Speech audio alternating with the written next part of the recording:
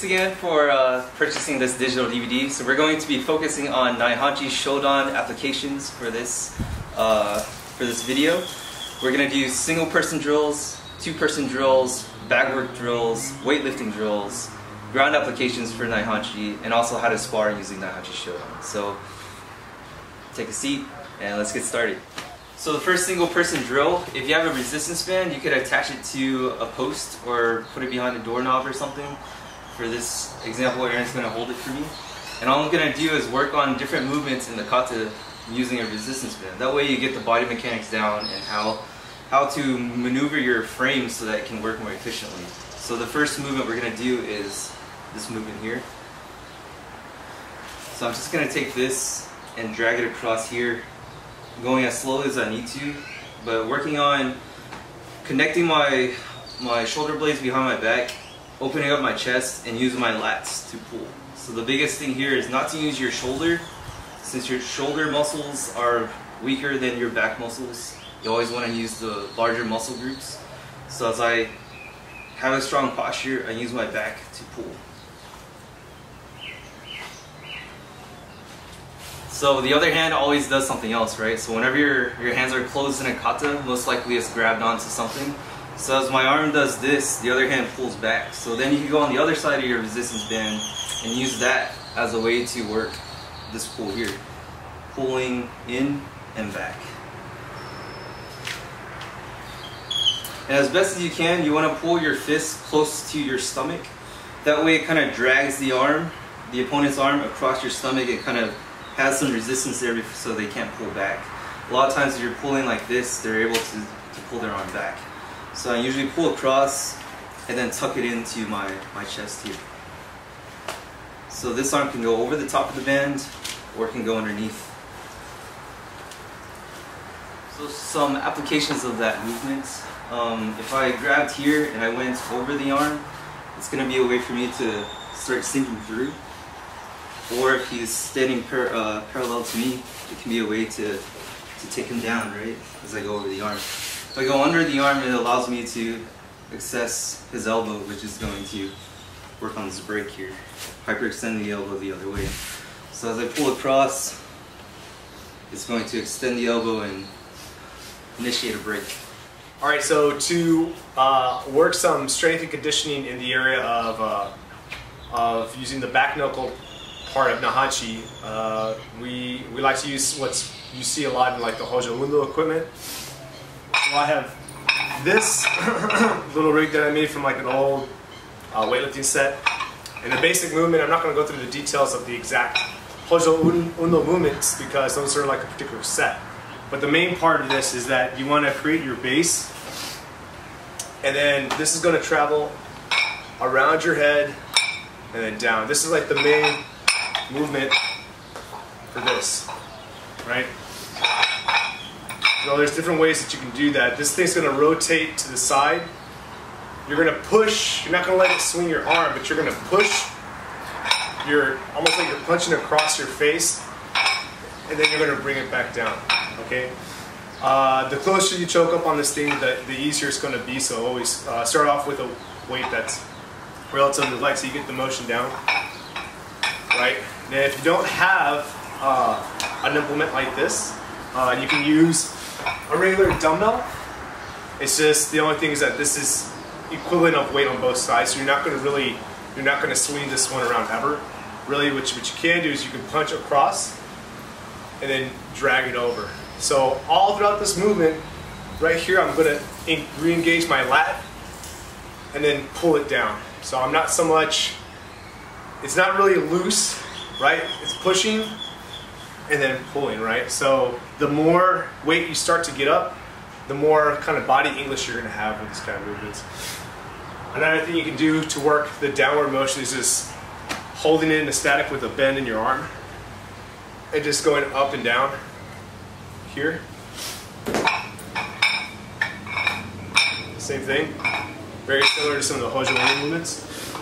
And you can do that standing still with that Naihanchi stance. You can also do it walking back and forth.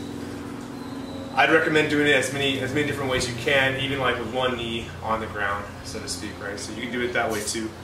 And again, like the higher you get up in weight, the more you're going to see your body's going to actually rotate back and forth, right? And that's pretty good for learning how to push and come back down and sink, right? So you let the weight kind of pull you around and actually bring you down. And I should really look where you're doing this kind of stuff, wherever the body may be, wherever he may push.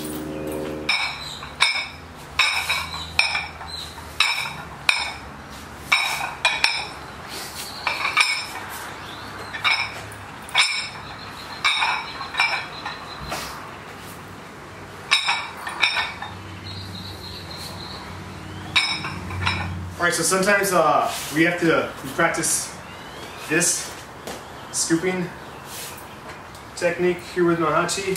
And what we like to do is get a band attached around the arc of our feet. The flatter the band, the better. You don't want one that's super tight or super strong either. Just loose enough to allow you to bring up and curl in your foot. And you're going to find also you want to spread the ground when you get back down, right? To create some like muscle activation here. So this is pretty good exercise for warming up and other stuff. I do other things that are similar, straight like this, even for other weightlifting drills. That kind of helps get all of this kind of warm.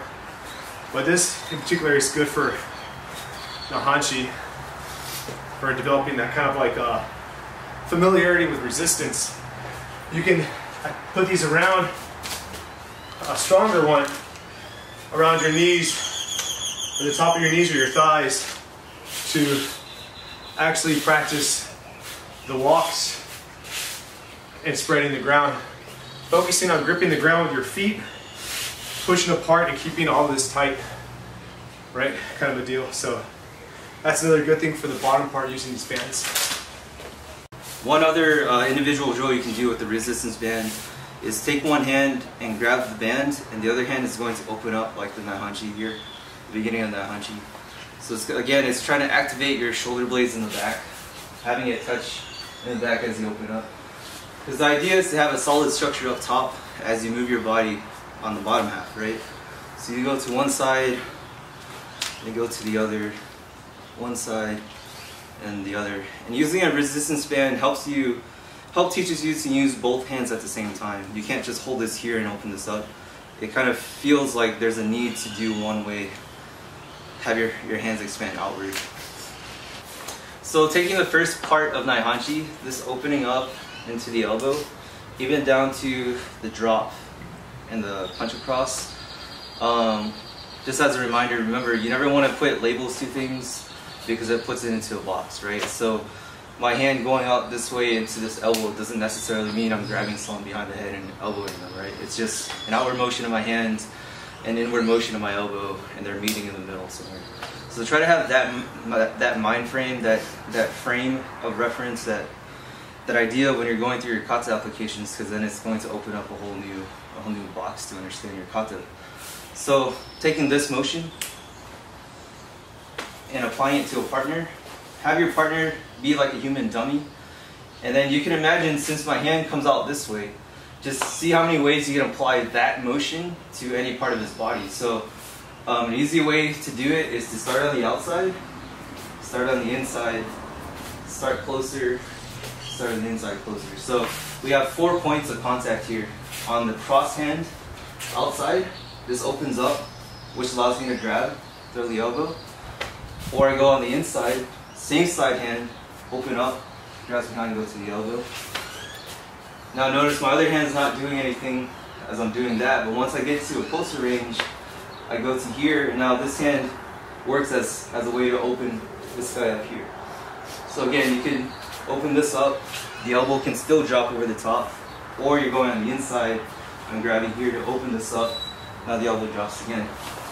So turning that into a drill, his hands are up, go from the outside, go from the inside, go inside the head, and the other side of the head. And then you can switch it to the other side. Outside, inside, to the head, to the other side of the head. And just working that as many ways as you can see. And you can start switching to elbow to this side, elbow to this side. So that can be like a drill number 2. So you're starting on one side of the arm, moving to the other side of the arm, moving to the other arm, and then the other side of the arm. So I throw this elbow to the inside, I throw this elbow to the inside. And essentially all you're doing is this from one side to the other. Taking that same concept, you can imagine this downward motion of the arm and this motion going across with the other arm can be applied infinite number of ways, right? But we could turn that into a drill. So the first drill is downward motion of the arm, this arm goes across. I can be grabbing onto something, same side. The other hand goes to the head, and this goes down and this goes across. So that can be one drill there. So boom, boom. And if you apply that to the first drill that you just did, I threw the elbow, I can open up again, and then drop them up. Now if I do it to this side, downward and across, since I'm grabbing on the same side on this side, this one goes across here. So now this one pulls the arm down, and this one pushes the head across. And it's that same motion that you're doing again. So turning that into a drill, same side grab on the one side, down across. Same side grab on the other side, down across. Down across, down across. Again, down across, down across, again, down across, down across. We're still just doing this motion. Okay, so the next thing we're going to talk about is clearing the limbs up top. So in the way that looks here, here, here, right? So we're focused on things more dynamically, right? So I like to break it down in like to two fashions. One is going to be, and it's kind of going to be a shortened, right? So one is going to be just a quick clear, right? So this thing is just a quick clear from here, right? So I'm literally here, and we do the same thing, right? We apply it to the outside, to the inside of the arm. Here, here, here, right? Second part is this that drives up and then down, right? So this, and then down, this, and then down. So you're going to notice here, there's a natural flow of that here. This actually scoops around the back of the shoulder. So if we do 1, and then 2, and 1, and then 2, right? So play with that in the different motions, play with that in the different spaces rather of your opponent, and then again you can do it to the other side. Clearing here, and then God! Survive! Yeah, and then clearing the other way around, right? So essentially the biggest part about this is acting as kind of like my shield when this comes and it pushes up, right? So the more dynamic you want to be with your partner, you can ask them to create a little more resistance. So I say, Michael, give me a little more resistance. Then this allows me to work this drop and pull, right? And I'm still doing the Naihanchi, shifting over and then coming back down. So another partner drill to show this part of Naihanchi, the foot sweeps or hooking the feet. We're just going to have grabbing onto each other, and he's just going to give me one foot over in front of the other so I can work on moving him back and hooking as I'm going through. You could even work on hooking on the outside in, right? Or hooking this way on the inside out. So all he's doing is giving me looks, giving me images so I can work on this hook. The second part of that is to add the top of your hands, right? So that it goes hooks and then push, hook, push. So the feet are there to off balancing. I hold that up, and then my upper body is there to pull into the opposite direction.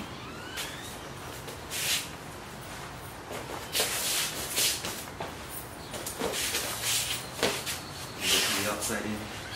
So that's sweep from there as well.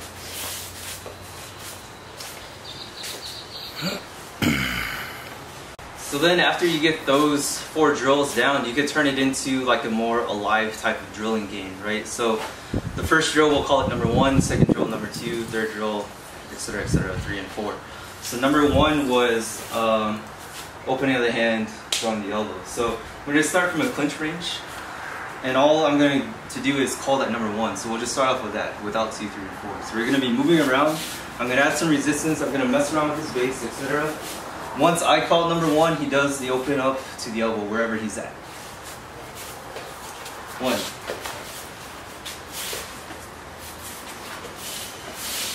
1. 1. I can grab onto things, I can pull his hand down. 1. Pull his posture down. 1. Now we add number 2. Number 2 was that 1 up, 1 down, grab the wrist and pull behind the head. So now he has 2 things to look out for. Again, we're tussling here, I'm moving him around, and I call it out. 2. And you can randomize this. 1. 2. Let's see if we can combine the 2. So 1 and then 2. So I'll call out 1, 2. 1, 2.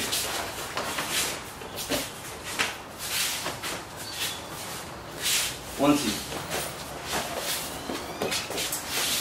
So now number 3 was the clear and hammer fist over the top. So I'll just call that by itself.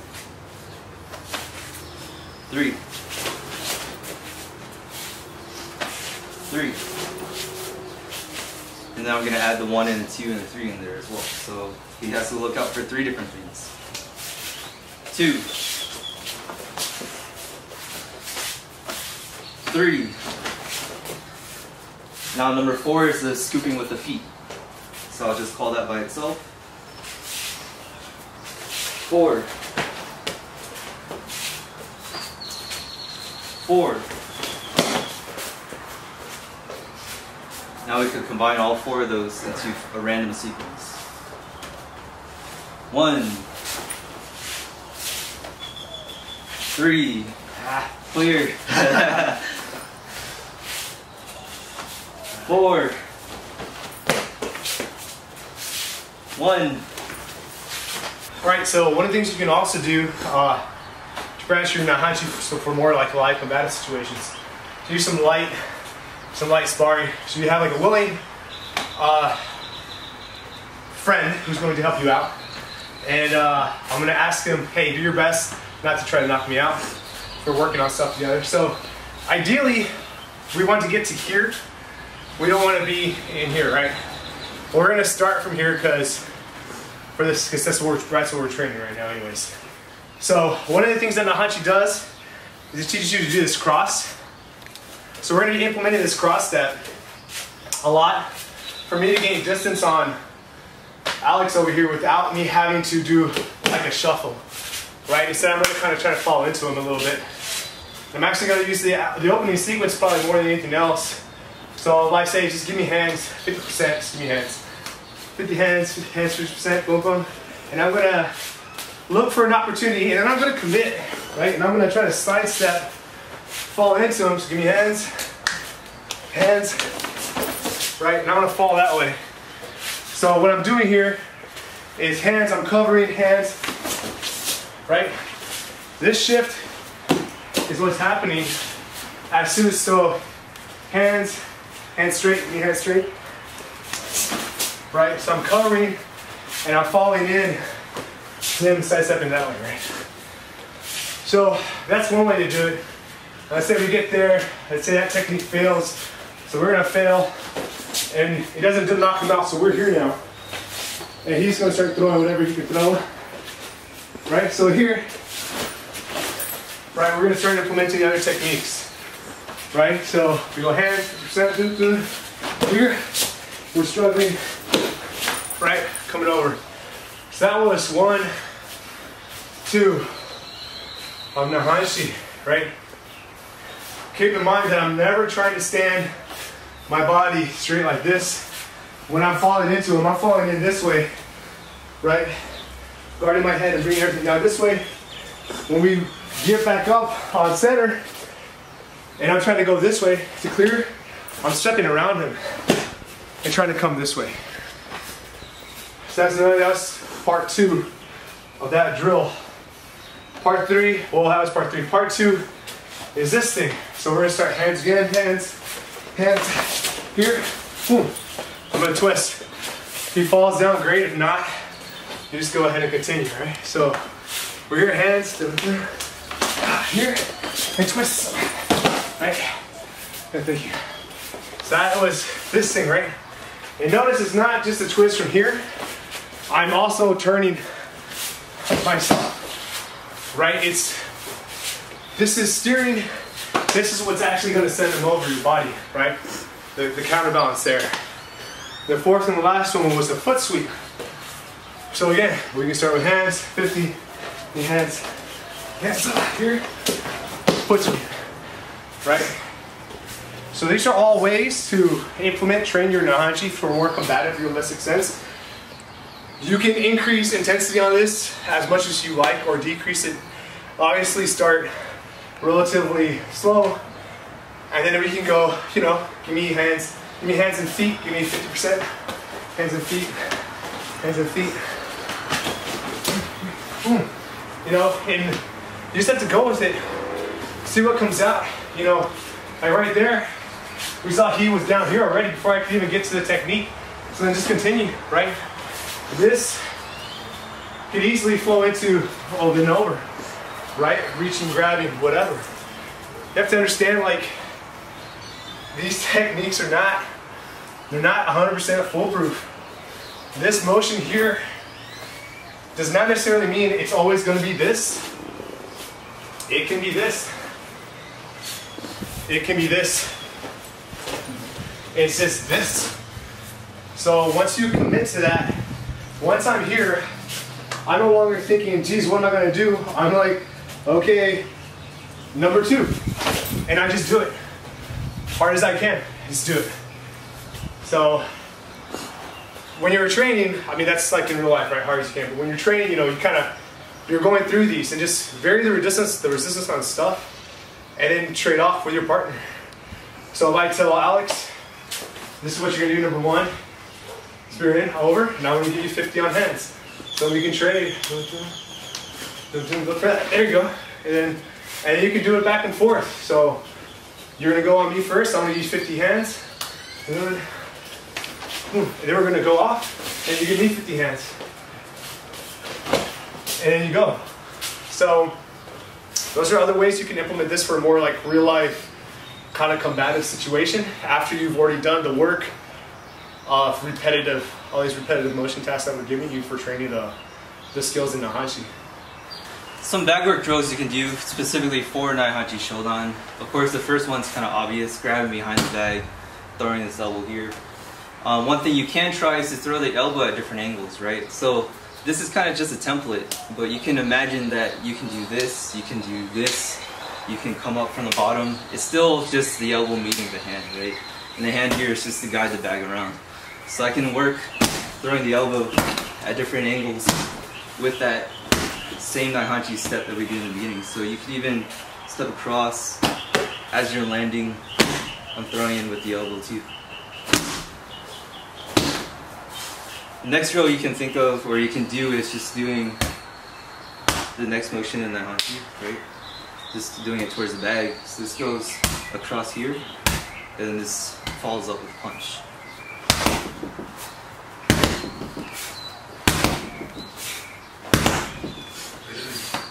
Another thing you could try is that shovel kick. So instead of thinking of it as a sweep, just thinking of it as a step across, a kick across, a type of stomp, or just a way to kick above the knee, right?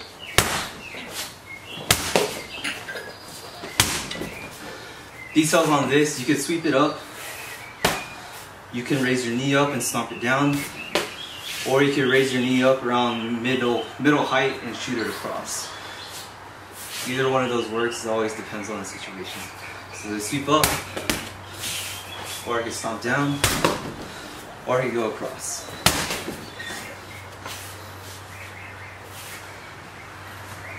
The last back drill you could try for Naihanchi Shodan is this hammer fist that we've been discussing. Now this hand, the bottom hand now is just gonna frame the bag, as this one gives yourself room to throw this hammer fist down. Again, you could frame anywhere you want, right? This is just a frame of reference. You could be trying to push someone's arm down, and he's so strong that it gets stuck here. So it makes sense to try to just hammer fist up here rather than on top. So this hand goes here, this hand spreads, this hand drops. We're all just doing hammer fist here.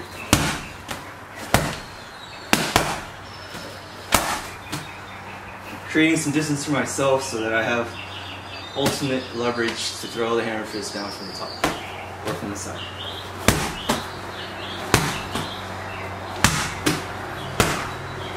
So another partner drill you can do to help help the person standing work on his base is actually, I'm going to be the one sitting on the floor, and I'm going to work on pulling his knees forward and pushing his knees back, also spreading his feet apart.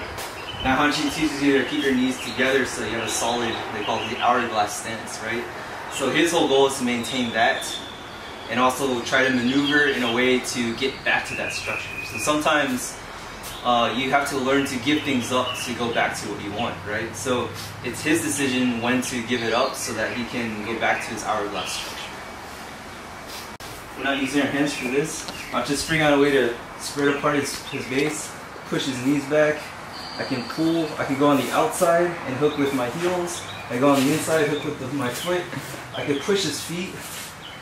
I can just work on messing with his base, squeezing his knees, pushing, pulling. You notice how his body weight is shifting back and forth, and he's still just trying to get to that Naihanchi stance.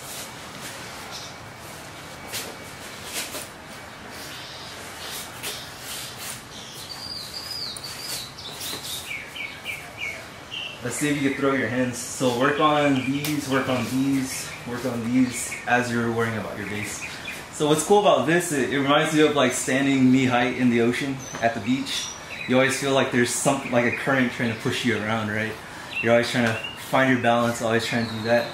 Imagine that type of feeling at all times while you're in combat, while you're doing this drill. That way your feet can work independently than your hands. Your base is always trying to maintain balance as you work your attacks. So he's going to work his attacks, go through his katas, his Naihanchi movements, all while I'm trying to mess around with his base. And notice he's not trying to stumble to put his hands down. He's just using his body shifting to work his stances.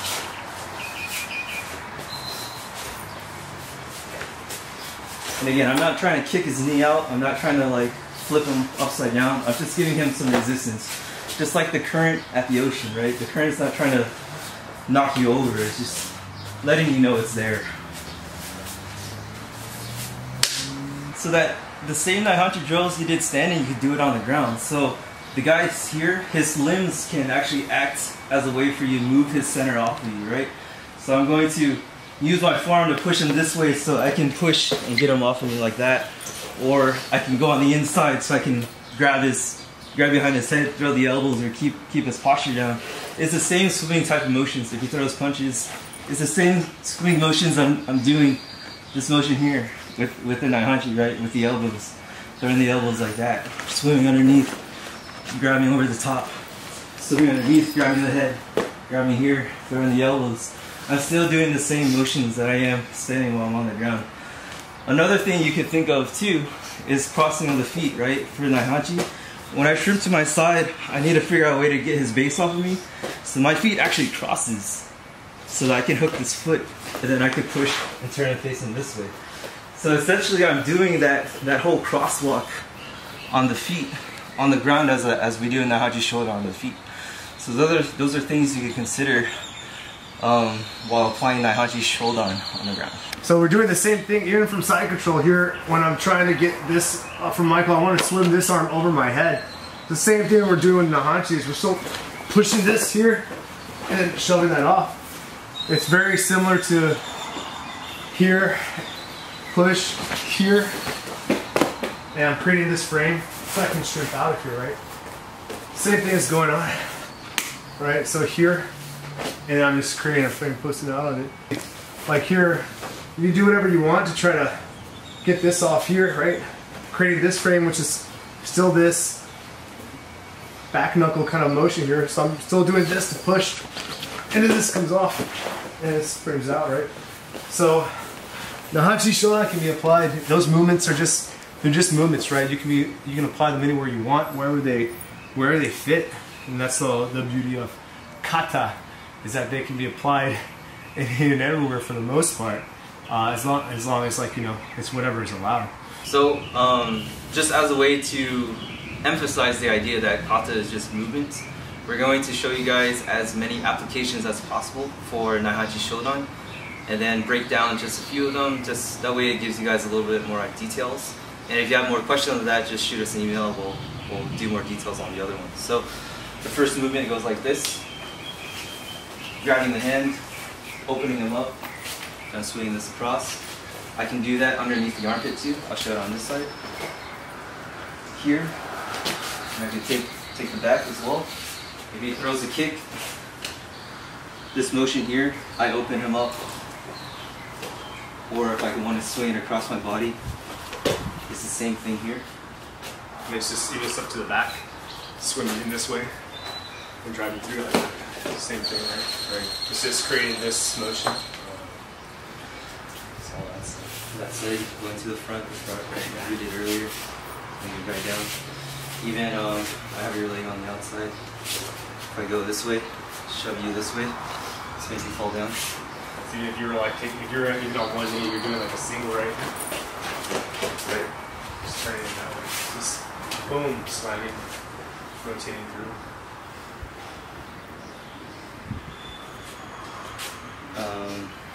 Get a double leg on me. Doing like this. If my hands cross face on this side, notice how it's the same image I'm creating with this. So I'm trying to disconnect his head to my hip. He tries to push in. I frame out. This can wrap around and take him down this way. So it's the same motion as well. From a striking standpoint, you have stuff that are like rakes across the face, right? This way too. Rakes across the face. If you imagine just the opening of your hand, it's this motion here. Let's go here. So any type of that, even this, as I'm going this way, it's that same type of motion. For this movement here, this is a downward motion and a cross motion. You're creating circles with your limbs. The most obvious one is pushing down the head, pushing across here. He grabs the leg, pushing down and pushing across to take the guy down. I could do the same thing on the other side. I could do that with his limbs, pushing down, pushing across. I could do that on the other side as well. So I could do it with the head. I could do it on the other side as well. From a grappling standpoint, if I take his back, this motion here, I could even start grabbing like that. Take him down this way. He throws a hook, spinning hook. This goes down, this goes up, so I'm going to pull him down and lift the leg up. So take him down that way as well. We did this at the last seminar, right? So yeah. I have a Kimura, the same motion. This goes down, this goes up. Take him down that way. Heel hooks, same thing. This goes up, this goes down. Takes him down that way. Have a seat. I can do toe holds. This goes down, this goes up. I go across. I can do Kimura this way. This goes across. I can turn it into a choke. And how to make this one work is, since I don't have my legs behind him, I just scoop myself back. So I'm pretty much jamming his chin to his chest. I'm gonna go like this. It's another one, if you're grabbing onto something, you can use that as a way to maneuver him around too. So this grabs and this pushes across to take him down. You see that in judo a lot to help people get their throws, right? So I do this so I can lift him up, take him down that way. It's a downward motion in the arm, upward motion in the arm. I could do it like this. I could do it like that. Moving on with the kata, it goes here, here, and over the top. This motion here, you can imagine it like a frame. People see it a lot when you're in the clinch range and throwing knees, right? So I have my hand up here, and to protect my lower body as he throws knees, I need to have this hand down here. And then as he's throwing, the one up here can actually feel where his head's going, right? So you can start getting him off balance with this hand here. It actually works because you can be pulling back or pushing forward or hammer fisting down. As he's throwing knees, I'm changing the direction of his body, his top part, so that those knees don't have as much power as they should. As I pull back, you can imagine this as going to a guillotine, right? So I get to here, throwing knees, and I'm pulling back as I'm sinking straight up. To get that choke there. It's the same type of motion. He grabs both wrists here, reaching across, flipping one hand up, and going here. You get to this motion as well. I'm trying to go for an arm drag to get to the other side. This gets to that motion too. One key thing to think about is, instead of trying to move his limb, and I want to move his torso, then I'm going to put my forearm closer to the center, right? So I'm not going to try to maneuver this thing up here. I might be trying to maneuver here so that his center goes off and his feet moves, right? So I can start doing that. And again, it's clearing over the top type of motions.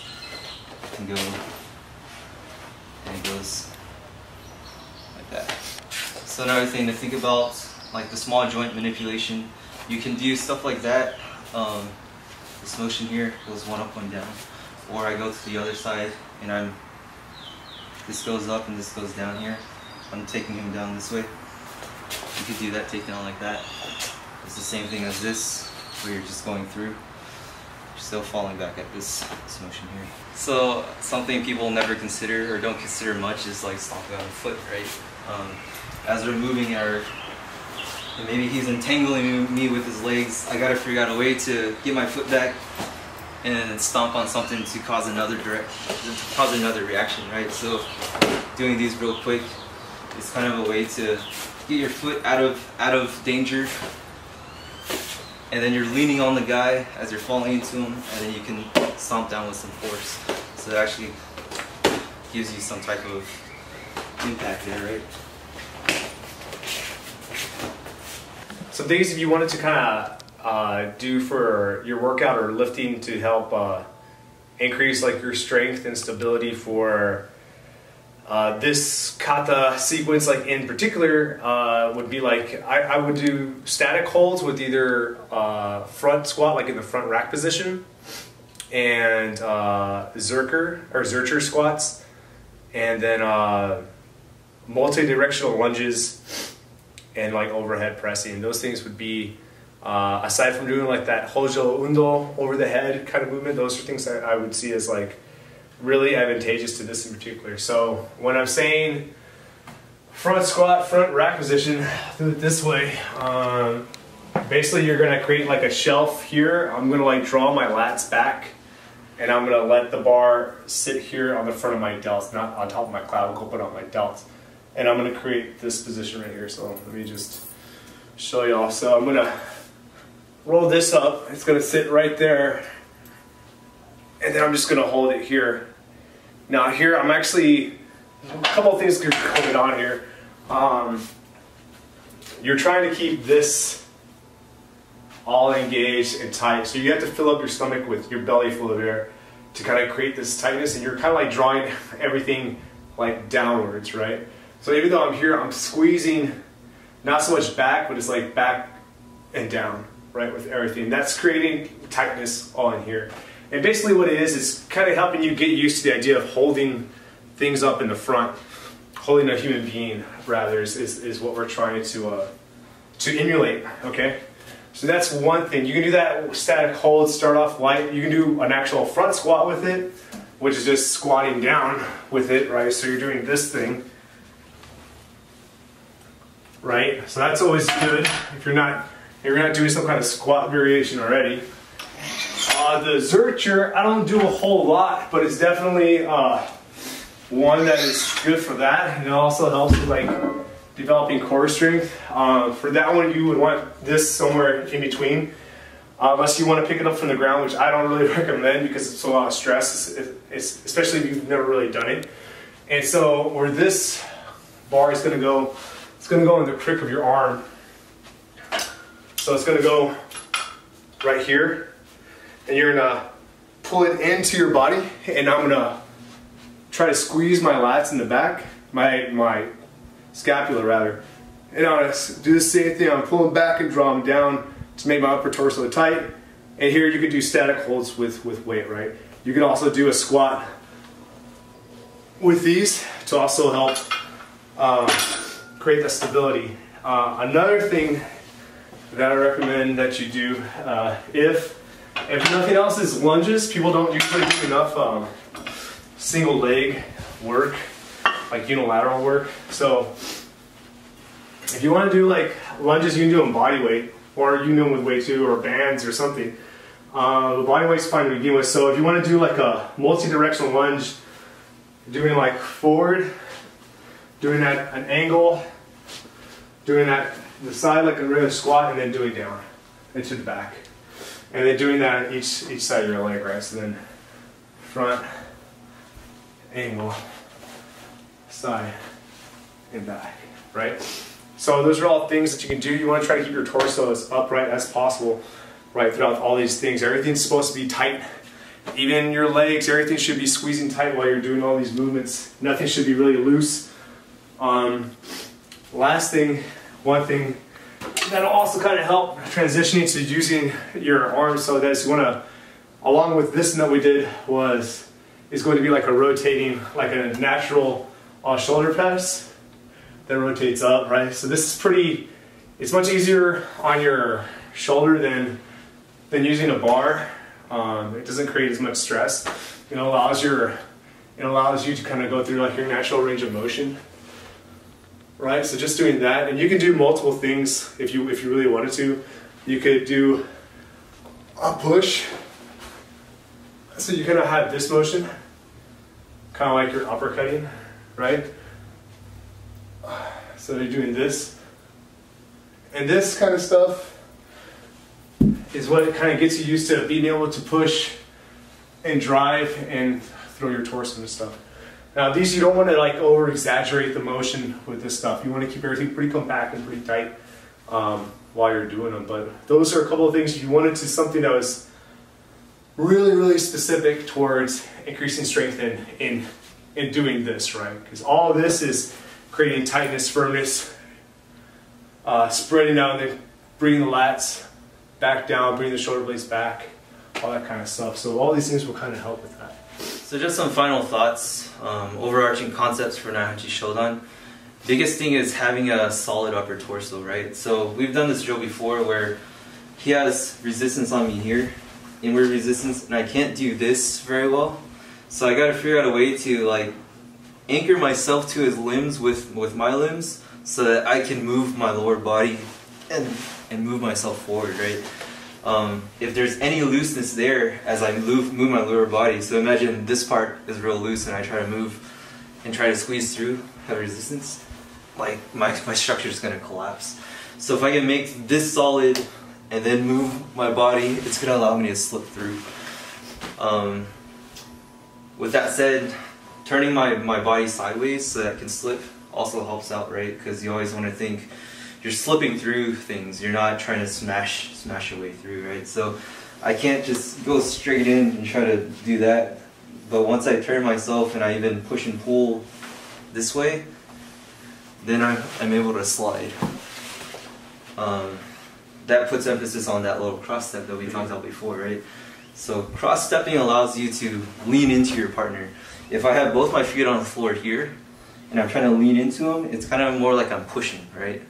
But then if I lift one leg up, then it's really like I'm leaning. If I lift the other leg up, it's the same thing. So imagine your partner, your attacker, always carrying your weight, and really you're just falling into their center, falling into their body mass. So with the Naihanchi, I'm just falling in as I do that movement. Again, right? I wouldn't be able to do that if I just pushed. If I just pushed with my hands and he had resistance back, I wouldn't be able to do that. But if I use my body weight, it kind of pushes him back with me. Any other thoughts?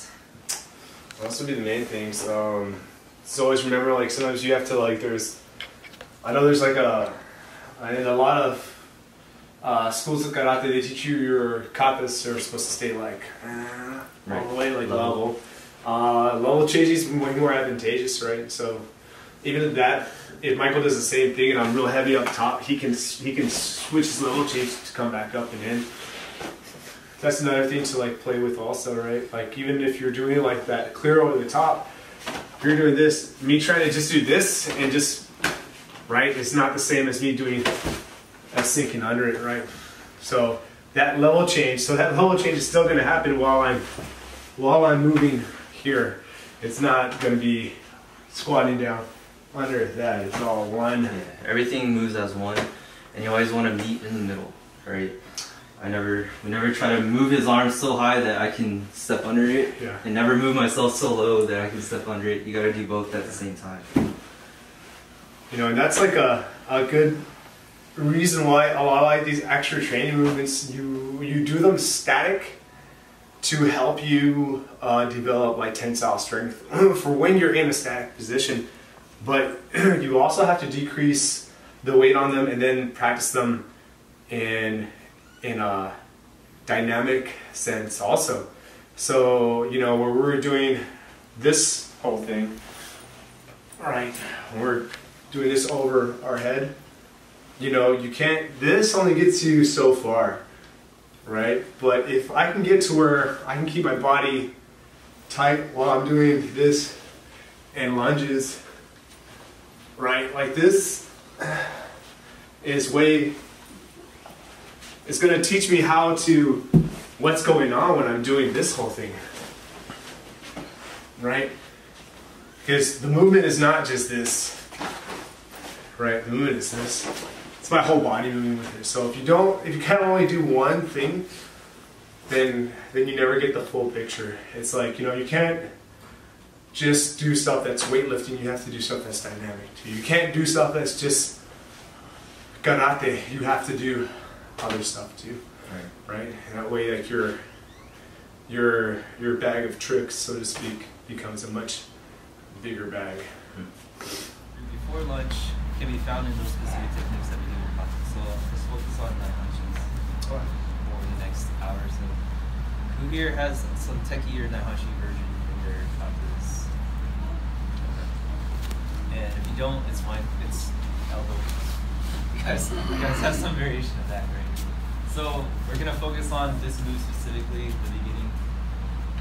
Remember, don't put a label to it. I open up my right hand to my side. I bring my left elbow into my right hand, and then my left hand, that was the elbow, just pushes it across. And we're gonna focus on that snap, that little flash of language. So the first one, just to get you guys situated off of that, this slip here, occupy his space. I'm leaning into him, and I'm gonna slip this way. Of course, you see the elbow here. You can grab the back of his head. If not, I throw the elbow, and I'm just going to cut behind his head, and I'm just going to rotate down this way, opposite directions, right? One more time. I slip in. You can start from here, tension, connection. I slip in. I throw the elbow. This goes here, and then make sure your elbow hooks underneath here so that I can lift him up opposite direction, right? And I just rotate him back around. I want to add more details to that. To get that, once I have this, I'm going to turn this way, right? So then I can get this, and then I'm going to come back. Whack. And come back over, right? Still in the next drill. With this one. So, key details, like Aaron was saying, I need to pretend like your shoulder blades are touching behind your back. Because imagine we're two rectangles facing each other. Now I want to turn my rectangle into like a straight line. So instead of here, I want to be here. So now we're perpendicular to each other here. So that I'm slipping through his guard, right? So his hands are up. I'm going from here, and I'm rotating here this way. And it kind of makes sense because the kata is sideways, right? For a reason. I'm stepping through past the center. I go to here, and then if you guys want, we're just gonna do the exact same thing from here, going back down with the drop. But if you go up here, and want more, if you have more tension inward, you're going to feel that you're going to have to figure out a way to sneak your arm through to this. So the next drill is just like having heavy tension in, so that you're going to force yourself to go sideways. Opposite directions as well. And this pulling of this hand is what helps this hand sneak through. Right. Right? Because it turns my body. If my body stays like this, it's really hard for him to do that, right? But if he pulls my body across, then now he brings his hand back in and under, right? So we're doing these kind of slow right now, but I mean, theoretically, if you're in a situation, then the pop comes like, you would be like, I'm doing this super violent, right? So it's that, right? If you can't, and then over here. So it doesn't matter if I can't let go, maybe I can't, I'm still gonna drive through. His hand's in the way, it doesn't matter. And then once I have my hand across here, it's gonna come, I'm gonna grip back this way and come back over, right? Then whatever I reach, I grab, I pull, and it goes down. So right now, this whole expansive thing is like your body's becoming like a needle, right? You're kind of threading your way in and around, kind of deal. Yeah. So it's super important that you think not everything is this kind of movement. Sometimes it's, and then collapse on it, collapse on it. You're also going to notice that having that little step is going to help you go as well. You get to fall into it, really into it. Yeah. So same exact drill, add a little more tension from outside of you. So here I stick in too close, and then it's my elbow that's taking him down.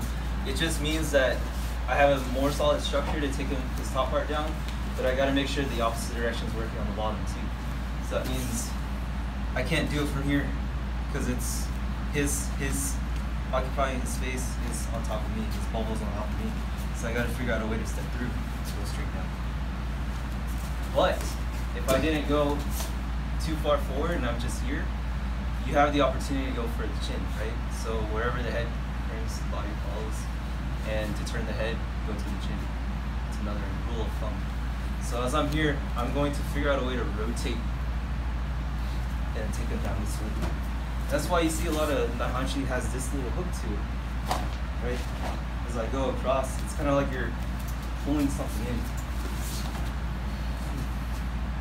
Rotate. Another detail here is don't have this hand behind or just here. This has to sink back, just like the kata shows. It's that pulling hand, boom. Hyperextends the elbow here so that his chest opens up.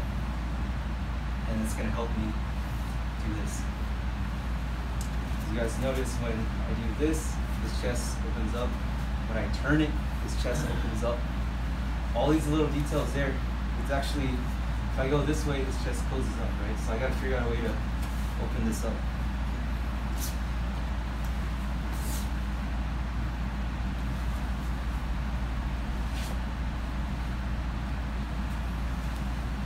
All those things are going to make the takedown so much easier. You're not going to have to push through it or anything like that. It's turn, crank the elbow, turn the chin, and drop your center. That's it. Yeah. So this kind of grip stuff, turning is pretty important. Using your body as a place to like hit, like if he's going to turn it up, you can use your body to kind of leverage that arm up the way you want it to. Because if I hold it, it's pretty hard, but if he twists his body, he can make my hand do it. So use that as like kind of like a trick to kind of cinch it over. Right? So any point, you got to start thinking of like any point in your body that you can use as a leverage point is a leverage point. Right? It doesn't matter if it's like your belly, your shoulder, or whatever, or your head. Everything can be used. Right? Everything's a tool for attack. Everything's a tool for defense. Everything. So, cool. Let's try it out. Bigger is still. Just throwing that crossing. Now you guys get to see how Kata comes alive in a combat situation. Just that. So, good? You good? Thanks. Find someone new? I'm here at crosshand, but just like the Kata shows, it comes scoops up from underneath. So now we're going to scoop up from underneath here. And instead of throwing the elbow this way, I'm just going to clasp my hands together, or if you guys have room, you're actually throwing the elbow like this too, right? Underneath, sync this up. I grab my own bicep, and I'm just going to take it down this way.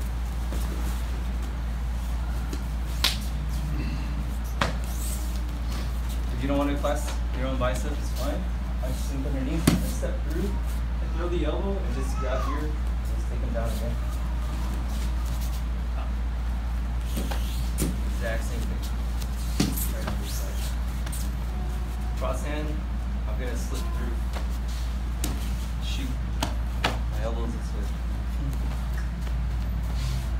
After the elbow, you can use his palms and just palm his face, turn his chin as I come straight down. If you want, the hikite is here, right? Great. Just go there. Okay. Any questions? Let's try it out. Open up to here. Guess what we're at? We're at the exact same position here. Right? So that's what we were talking about earlier, where we were going from the inside to the outside into the neck. All the same. So he does it to me. Boom. Before he can clasp, I pull this down and I get my elbow back to underneath. So just add that one detail as a receiver. Okay. And then we'll get to that. Cool. I know if this is cross and this is forward. I know if he throws a kick or something, I'm going to shoot this back. So as we're tussling, I can try to aim for those 3 points. Boom, that means we go here. Or you try to aim for that point. Boom, that means I slide here. Or he throws a kick, and I know this movement now. And you take the person away, you know it's content, right? With that said, I just want to leave you guys with like a brain dump of this motion here.